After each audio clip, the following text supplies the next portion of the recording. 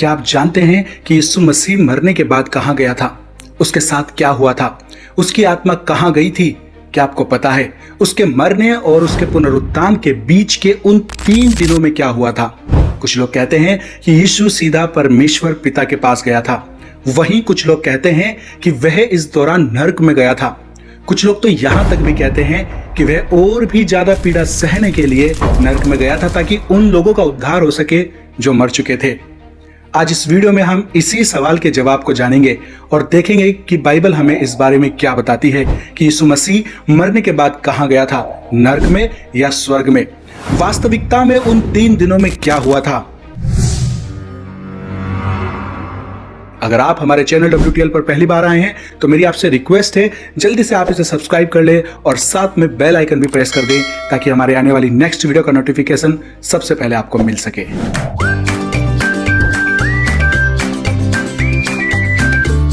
WTL जो कि एक इंडिपेंडेंट मसीह मीडिया है, जहां पर आप मसीह न्यूज, बाइबल सवाल जवाब और संडे सर्विस से जुड़ सकते हैं। और अगर आप हमारी इस इंडिपेंडेंट मसीह मीडिया को सपोर्ट करना चाहते हैं तो आप हमें ज्वाइन भी कर सकते हैं या डिस्क्रिप्शन में दिए गए नंबर पर गूगल पे भी कर सकते हैं।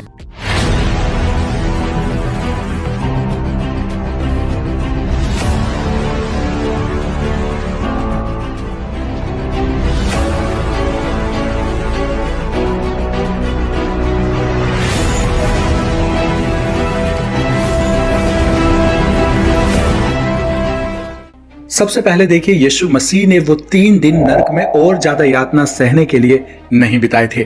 आपको याद है यीशु मसीह ने उस डाकू से क्या कहा था जो उसके साथ सूली पर लटका हुआ था? लूका अध्याय 23 उसके 39 से 43 में।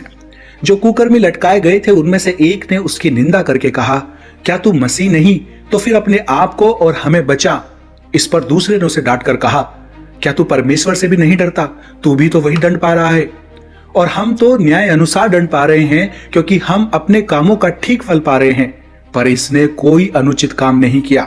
तब उसने कहा, हे यीशु, जब तू अपने राज्य में आए तो मेरी सुधि लेना।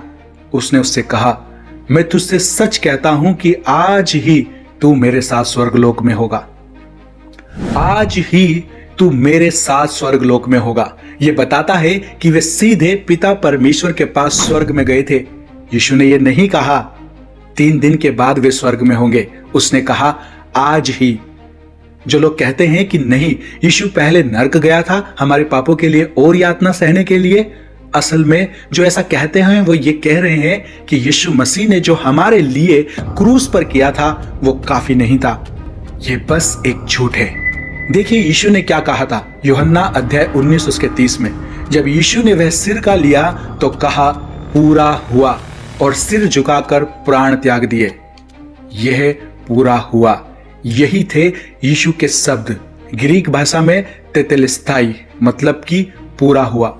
यीशु को और 3 दिन के लिए नरक में हमारे लिए यातना सहने की जरूरत नहीं थी। नहीं, यह पूरा हो चुका था। क्रूस पर ही यीशु ने अपना उद्देश्य यही पृथ्वी पर ही पूरा कर दिया था। वह अंतिम मेमने की तरह वध किया गया था। वह हमारे पापों के लिए वध किया गया था और इसीलिए हम अपने आप को परमेश्वर की संतान कह सकते हैं क्योंकि हम उसके लहू के बलिदान के द्वारा बचाए गए हैं। पहला यूहन्ना अध्याय 1 उसका 7 से 8। पर यदि जैसा वह ज्योति में है वैसे ही हम भी ज्योति में चले तो एक दूसरे से सहभागिता रखते हैं और उसके पुत्र यीशु मसीह का लहू हमें सब पापों से शुद्ध करता है। रोमियो अध्याय 5 उसके 9 में। तो जबकि हम अब उसके लहू के कारण धर्मी ठहरे तो उसके द्वारा परमेश्वर के क्रोध से क्यों ना बचेंगे। बाइबल स्पष्ट रूप से हमें यह बताती है कि हमारा न्याय चुकाया गया है यीशु मसीह के लहू के द्वारा, जो हमारे पापों के लिए बहाया गया हमारी इसी दुनिया में। अब कुछ लोग ऐसे भी हैं जो कहते हैं, ओके, उसने 3 दिन नरक में यातना सहने के लिए नहीं बिताए, पर पिता परमेश्वर के पास जाने से पहले वो नरक तो गए ही थे। क्या ये सच नहीं है? बहुत सारे लोग इस बात को लेकर कंफ्यूजन में है कि यीशु ने उन 3 दिनों में क्या किया और वे कहां था, क्योंकि वे इस बारे में अंतर नहीं समझ पाते हैं कि नरक क्या है, कब्र क्या है और हदीस यानी कि अधोलोक क्या है। प्रेरितों के पंथ का विश्वास वचन कहता है, मैं विश्वास करता हूं परमेश्वर पिता पर जो आकाश और पृथ्वी का सृष्टि करता है मैं विश्वास करता हूं प्रभु यीशु मसीह पर, जो पवित्र आत्मा के सामर्थ्य से गर्भ में आया, मनुष्य का देह धारण किया और कुंवारी मरियम के द्वारा जन्म लिया। उसने पिलातुस पिलातुस के शासनकाल में दुख उठाया, वह क्रूस पर चढ़ाया गया, मारा गया, गाड़ा गया, वह नरक की गहराइयों में उतरा और तीसरे दिन मृतकों में से जी उठा। वह नरक में उतरा। मैं खुद भी इस वचन को कहा करता था जब मैं कलीसिया में बढ़ रहा था, जब हम इकट्ठे हुआ करते थे और साथ में खड़े होकर इस प्रेरितों के विश्वास वचन को दोहराया करते थे। लेकिन ये बात हमेशा मुझे परेशान किया करती थी और मेरे मन में एक अशांति सी होती रहती थी, क्योंकि ये सच नहीं है। यीशु नरक में उतरा ऐसा कहीं भी बाइबल में लिखा हुआ नहीं है। यह सिर्फ अपोस्टल्स क्रीड यानी कि प्रेरितों के विश्वास वचन में लिखा गया है। लेकिन जब आप बाइबल को ध्यान से पढ़ेंगे तो पाएंगे कि यीशु मसीह नरक में यातना के लिए नहीं गया, वो नरक में नहीं उतरा था। चलिए मैं आपके साथ फैक्ट्स शेयर करता हूं इस अपोस्टल क्रीड्स के बारे में। नंबर 1, अपोस्टल क्रीड्स कहीं पर भी किसी भी चर्च काउंसिलिंग में लिखा गया या प्रमाणित नहीं किया गया है। नंबर 2, यीशु मसीह के 200 से 700 साल के बाद यह वजूद में आया। और नंबर 3, यह वाक्य यीशु नरक में उतरा किसी भी शुरुआती विश्वास वचन में शामिल नहीं था। अब यह जानना बहुत ही ज्यादा महत्वपूर्ण है कि सबसे पहले इस वाक्य को विश्वास वचन में शामिल कब किया गया था। रफीनेस वो व्यक्ति था जिसके द्वारा यह वाक्य सबसे पहले इस्तेमाल किया गया था। सिर्फ रफीनेस ही एकमात्र वह व्यक्ति था जिसने इस वाक्य को कि यीशु नरक में उतरा अपोस्टल्स क्रीड में आज से 650 साल पहले जोड़ा था। लेकिन उसने इसको यह कहकर जोड़ा था कि यीशु मसीह कब्र में गया। उसके कहने का मतलब यह बिल्कुल भी नहीं था कि वो नरक में गया। उसने ये नहीं कहा था कि वह हेल में गया, उसने कहा था कि हदीस में गया, जिसका मतलब है कि कब्र में गया। यह हदीस था जिसका मतलब ग्रेव है, ना कि गेहाना जिसका मतलब हेल होता है। और इसको ध्यान से देखिए, लूका अध्याय 23 उसका 46। और यीशु ने बड़े शब्द से पुकार कर कहा, हे पिता, मैं अपनी आत्मा तेरे हाथों में सौंपता हूं। और यह कहकर प्राण छोड़ दिए। और ऐसा कहने के बाद उसने अपनी आखिरी सांसें ली। तो यीशु ये जानते थे कि वो सीधे पिता के पास जा रहे हैं, किसी नरक में नहीं। और वो जानते थे कि वो पिता के पास कोई 1 दिन या 2 दिन या 3 दिन बाद नहीं जाने वाले, नहीं, वो सीधे पिता परमेश्वर के पास जाने वाले थे। और इसलिए उसने कहा था, उसने उससे कहा, मैं तुझसे सच कहता हूं कि आज ही तू मेरे साथ स्वर्गलोक में होगा। अब यहां पर एक ऐसा वचन है जो हमें थोड़ा कंफ्यूज कर सकता है। पहला पत्रस अध्याय 3 उसका 18 से। इसलिए कि मसीह ने भी अर्थात अधर्मियों के लिए धर्मी ने पापों के कारण एक बार दुख उठाया ताकि हमें परमेश्वर के पास पहुंचाए। वह शरीर के भाव से तो मारा गया पर आत्मा के भाव से जिलाया गया। उसी में उसने जाकर कैदी आत्माओं को भी प्रचार किया। तो आत्मा में होकर यीशु ने जाकर कैदी आत्माओं को भी प्रचार किया। कौन सी आत्मा? चलिए हम पहला पत्रस अध्याय 3 को आगे पढ़ते हैं। जिन्होंने उस बीते समय में आज्ञा न मानी जब परमेश्वर नूह के दिनों में धीरज धरकर ठहरा रहा और वह जहाज बना रहा था, जिसमें बैठकर कुछ लोग अर्थात 8 प्राणी पानी के द्वारा बच गए। किन लोगों के बारे में यहां पर बात की जा रही है? ये नूह के समय के वो लोग हैं जो परमेश्वर की आज्ञा नहीं मानते और जो नूह की बाढ़ में मर गए थे। उन लोगों की आत्मा कैद में थी। हम जानते हैं कि उस समय के लोगों की आत्मा शैतान के भरमाए थी। हमने अपनी वीडियो जल पड़ने से पहले की दुनिया में यह जाना था कि कैसे उस समय धरती पर नपीली दानव राज किया करते थे, कैसे शैतान ने मनुष्य की स्त्रियों से संबंध बनाकर एक भ्रष्ट जाति उत्पन्न की थी। आप आई बटन पर जाकर वो वीडियो देख सकते हैं। तो उस समय के लोगों की आत्मा उस दुष्ट की कैद में थी। तो अब से हजारों साल पहले पतरस उन्हें समझाता है कि उस समय के लोगों को यीशु हजारों साल पहले कैसे उपदेश दे सकते थे जब यीशु उन दिनों में जीवित शरीर में थे ही नहीं। यीशु ने उस समय और पुराने नियम में भी हर एक को प्रचार किए थे, नबियों के द्वारा, उस पवित्र आत्मा के माध्यम से जो उन नबियों के अंदर थी। चलिए इसको इसके कॉन्टेक्स्ट में पढ़ते हैं। पहला पत्रस अध्याय 1 उसका 10 और 11। उसी उद्धार के विषय में उन भविष्यद्वक्ताओं ने बहुत ढूंढ और जांच पड़ताल की, जिन्होंने उस अनुग्रह के विषय में जो तुम पर होने को था भविष्यवाणी की थी। उन्होंने इस बात की खोज की कि मसीह का आत्मा जो उनमें था और पहले ही से मसीह के दुखों की और उनके बाद होने वाली महिमा की गवाही देता था, वह कौन से और कैसे समय की ओर संकेत करता था। तो यह बिल्कुल स्पष्ट है कि यीशु ने उन लोगों को जो जल पड़ने से पहले के लोग थे, जिनकी आत्मा दुष्ट की कैद में थी, उनको नूह के द्वारा उपदेश दिए थे। और इसी प्रकार पुराने नियम के लोगों को भी नबियों के द्वारा यीशु की आत्मा ने प्रचार किए थे। तो पहला पतरस अध्याय 3 उसके 19 का यह मतलब बिल्कुल भी नहीं है कि यीशु मसीह नरक में उतरा और उन लोगों की आत्माओं को जाकर प्रचार किया और उनके पापों के लिए वहां पर भी यातना सही, ताकि उन लोगों को दूसरा मौका मिल सके, क्योंकि मरने के बाद किसी के लिए भी दूसरा मौका नहीं है। आप इस बात को जानते हैं। इब्रानियों अध्याय 9 उसका 27। और जैसे मनुष्य के लिए एक बार मरना और उसके बाद न्याय का होना नियुक्त है। अगर आप पतरस की पत्रियों को कॉन्टेक्स्ट में पढ़ेंगे तो आप जान पाएंगे कि पतरस उस समय के लोगों को मोटिवेट कर रहा था ताकि वे लोग मसीह में मजबूत बन सके, जैसे कि नूह उस समय मजबूत बना रहा जिस समय उसके चारों तरफ के लोग भ्रष्ट और परमेश्वर के अनाज्ञाकारी हो चुके थे। तब नूह और उसका परिवार सिर्फ 8 लोग यीशु मसीह में सच्चे और आज्ञाकारी बने रहे। अब यहाँ पर एक और बाइबल वचन है जो इस बारे में कंफ्यूज कर सकता है। पहला पतरस अध्याय 4 उसका 6। क्योंकि मरे हुओं को भी सुसमाचार इसलिए सुनाया गया कि शरीर में तो मनुष्यों के अनुसार उनका न्याय हुआ, पर आत्मा में परमेश्वर के अनुसार जीवित रहे। क्या सच में इसका मतलब यह है कि मरे हुए लोगों को सुसमाचार सुनाया गया ताकि उनको भी दूसरा मौका मिल सके? नहीं, हमने अभी इसको एक्सप्लेन किया था। उनको कोई दूसरा मौका नहीं मिला। किसी को भी मरने के बाद दूसरा मौका नहीं मिल सकता। इसका मतलब यह है कि उन लोगों ने गॉस्पेल सुना था। उन लोगों को जो आज मरे हुए हैं उन्हें उस समय प्रचार किया गया था यीशु मसीह की आत्मा के द्वारा, जो उन नबियों के अंदर मौजूद थी जिन्होंने पुराने समय में मन फिराव का प्रचार किया था। याद कीजिए, उनको उस समय प्रचार किया गया था जब वो जीवित थे। आपको लाजर और उस धनी व्यक्ति की कहानी याद है? लूका अध्याय 16 उसका 19 से 31। एक धनवान मनुष्य था जो बैंगनी कपड़े और मलमल पहनता और प्रतिदिन सुख विलास और धूमधाम के साथ रहता था, और लाजर नाम का एक कंगाल घाव से भरा हुआ उसकी डेवड़ी पर छोड़ दिया जाता। और वह चाहता था कि धनवान की मेज पर की जूठन से अपना पेट भरे, वरन कुत्ते भी आकर उसके घाव को चाटते थे। और ऐसा हुआ कि कंगाल मर गया और स्वर्गदूतों ने उसे लेकर अब्राहम की गोद में पहुंचाया, और वह धनवान भी मर गया और गाड़ा गया।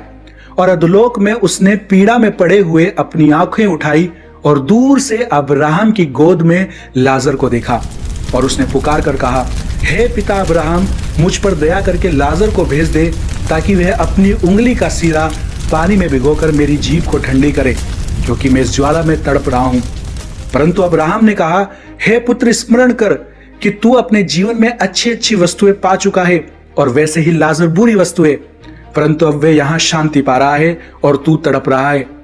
और इन सब बातों को छोड़ हमारे और तुम्हारे बीच एक बड़ी खाई ठहराई गई है कि जो यहां से उस पार तुम्हारे पास जाना चाहे ना जा सके, और ना कोई वहां से इस पार हमारे पास आ सके। उसने कहा, तो हे पिता, मैं तुमसे विनती करता हूं कि तू उसे मेरे पिता के घर भेज, क्योंकि मेरे 5 भाई हैं। वह उनके सामने इस बात की चेतावनी दे, ऐसा ना हो कि वे इन सब पीड़ाओं की जगह पर आ जाए। अब्राहम ने उससे कहा, उनके पास तो मूसा और भविष्यद्वक्ता की पुस्तकें हैं, वे उनकी सुने। उसने कहा, नहीं है पिता अब्राहम, पर यदि कोई मरे हुओं में से उनके पास जाए तो वे मन फिराएंगे। उसने उससे कहा, जब वे मूसा और भविष्यद्वक्ताओं की नहीं सुनते, तो यदि मरे हुओं में से कोई भी जी उठे तो उसकी भी नहीं मानेंगे। याद रखिए, मरने के बाद कोई भी दूसरा मौका नहीं है, ना आपके लिए, ना मेरे लिए, किसी के लिए भी नहीं। इसलिए इस समय को इस्तेमाल करें जो आपके पास अभी है। आज ही अपने लिए एक चुनाव करें और अपने प्रिय भाई बहनों को, अपने परिवार वालों को जो अभी जीवित हैं, उनको सुसमाचार बांटना शुरू करें, इससे पहले कि बहुत देर हो जाए। उस धनी व्यक्ति की तरह ना बने जो कि मरने के बाद अपने भाइयों की चिंता करता है और नहीं चाहता कि वे लोग भी वहां पर जाएं जहां वे आज है। तो इस कहानी में हम स्पष्ट रूप से देख पा रहे हैं कि मरने के बाद कोई भी दूसरा मौका नहीं है। देखिए, यहां पर कुछ और ऐसा है जो कि बहुत रोचक है, और वो है द चेसम, एक गहरी खाई। वह धनी व्यक्ति अब्राहम और लाजर को दूर से उस खाई के पार से देख रहा था। वो देख सकता था कि पैराडाइज में क्या चल रहा है। इसका मतलब यह है कि हदीस में यानी कि कब्र में कुछ ऐसी आत्माएं हैं जो यीशु मसीह को देख रही थी जब वह मरा था और जब वह पिता परमेश्वर से मिलने पहुंचा था। कल्पना कीजिए कैसे स्वर्गदूत जश्न बना रहे होंगे जब यीशु मसीह स्वर्ग पहुंचा होगा। तो अब हम उस मृतकों की जगह को आसानी से समझ सकते हैं। ग्रीक शब्द हदीस नए नियम में इस्तेमाल किया गया है, जो कि इब्रानी भाषा शियोल के समान है, जिसको पुराने नियम में बताया गया है, जिनका सिंपल सा मतलब है कब्र, मृतक लोगों की जगह। अब यहां पर जो समझने वाली बात है वो यह है कि बहुत से लोग इसे हेल या नर्क कहते हैं। ये नर्क नहीं है, ये बस एक अस्थायी यातना की जगह है जहां लोग अंतिम न्याय के दिन का इंतजार कर रहे हैं। उसके बाद उनको गंधक की झील में फेंक दिया जाएगा, हमेशा हमेशा के लिए।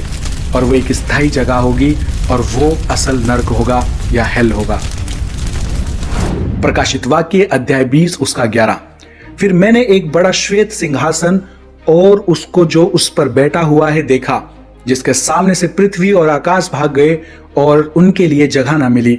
फिर मैंने छोटे बड़े सब मरे हुओं को सिंहासन के सामने खड़े हुए देखा और पुस्तकें खोली गई और फिर एक पुस्तक और खोली गई, अर्थात जीवन की पुस्तक।